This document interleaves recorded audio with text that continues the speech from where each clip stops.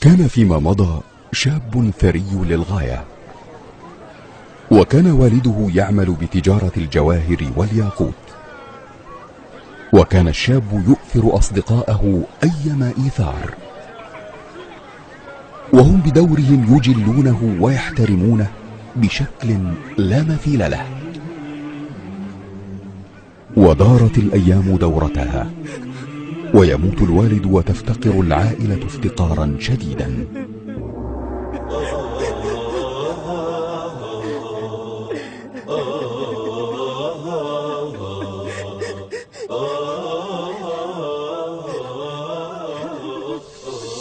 فقلب الشاب في ذكرياته ليبحث أعن أصدقاء الماضي، فعلم أن أعز صديق كان يكرمه وأكثرهم مودة وقربا منه قد أثرى ثراء لا يوصف، وأصبح من أصحاب القصور والأملاك والأموال.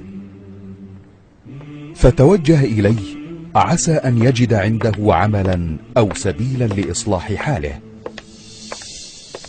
فلما وصل باب القصر استقبله الخدم والحشم، فذكر لهم صلته بصاحب الدار وما كان بينهما من مودة قديمة.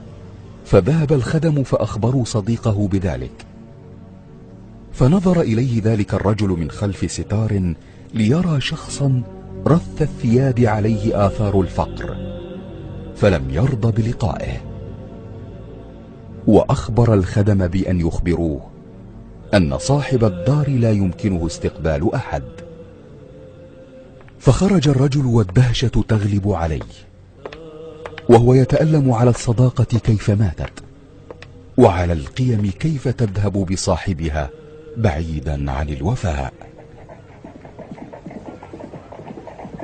وقريبا من دياره صادف 3 من الرجال عليهم أثر الحيرة، وكأنهم يبحثون عن شيء، فقال لهم: ما أمر القوم؟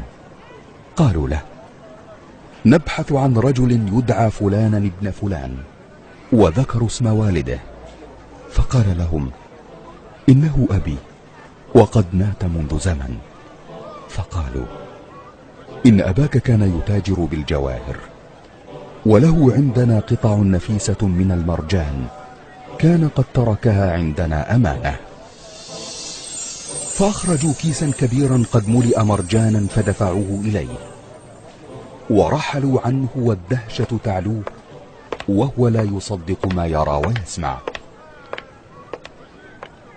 لكنه تساءل: أين اليوم من يشتري المرجان؟ فإن بيعه يحتاج إلى أثرياء، والناس في بلدته ليس فيهم من يملك ثمن قطعة واحدة. مضى في طريقه، وبعد برهة من الوقت صادف امرأة كبيرة في السن عليها آثار النعمة والخير، فقالت له: يا بني، أين أجد جواهر للبيع في بلدتكم؟ فتسمر الرجل في مكانه ليسألها: عن أي نوع من الجواهر تبحثين؟ فقالت: أي أحجار كريمة رائعة الشكل، ومهما كان ثمنها. فسألها إن كان يعجبها المرجان، فقالت له: نعم المطلب. فأخرج بضع قطع من الكيس، فاندهشت المرأة لما رأت، فابتاعت منه قطعا ووعدته بأن تعود لتشتري منه المزيد. وهكذا عادت الحال إلى يسر بعد عسر، وعادت تجارته تنشط بشكل كبير. فتذكر بعد حين من الزمن ذلك الصديق الذي ما أدى حق الصداقة، فبعث له ببيتين من الشعر بيد صديق جاء فيهما: صحبت قوما لآما لا وفاء لهم، يدعون بين الورى بالمكر والحيل، كانوا يجلونني مذ كنت رب غنى، وحين أفلست أعدوني من الجهل. فلما قرأ ذلك الصديق هذه الأبيات كتب على ورقة 3 أبيات وبعث بها إليه، جاء فيها: أما الثلاثة قد وافوك من قبلي، ولم تكن سببا إلا من الحيل. أما من ابتاعت المرجان والدتي، وأنت أخي بل منتهى أملي. وما طردناك من بخل ومن قلل، لكن عليك خشينا وقفة الخجل. فليس أريح لقلب العبد في هذه الحياة، ولا أسعد لنفسه من حسن الظن، فبه يسلم من أذى الخواطر المقلقة التي تؤذي النفس وتكدر البال وتتعب الجسد.